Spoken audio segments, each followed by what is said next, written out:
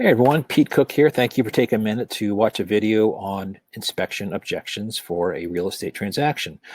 I'm going to talk about the three things that are important: safety, security, and surprise. And I say important in that I think they're fair, and I think any buyer or seller should expect to discuss these issues if they come up in an inspection. So safety first, let's talk about that one.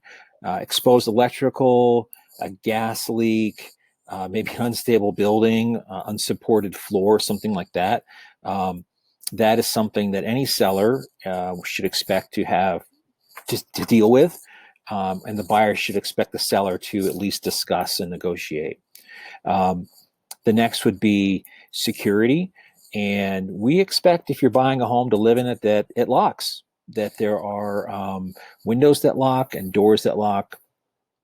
Anything else along the security lines? I mean, that's a pretty basic home right, if you want to call it.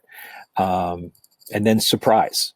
So surprise is an important one in that when we're looking at the home or buyers looking at your home and they're writing an offer, the assumption is, unless it's stated as is or disclosed that, like, let's say the sewer line is broken and the price reflects that, let's assume that the seller's property disclosure and any conversations didn't mention the fact that the sewer might be broken. So the buyer's expecting at this point, and the seller is expecting to sell a home with a functioning sewer line. It doesn't mean it's new, doesn't mean it's not clay, doesn't mean it doesn't have a crack or two, but if it's doing what it's supposed to do, then that's fine. But what I'm getting at is surprise is that when you're negotiating, the buyer's written a price assuming that the sewer line works.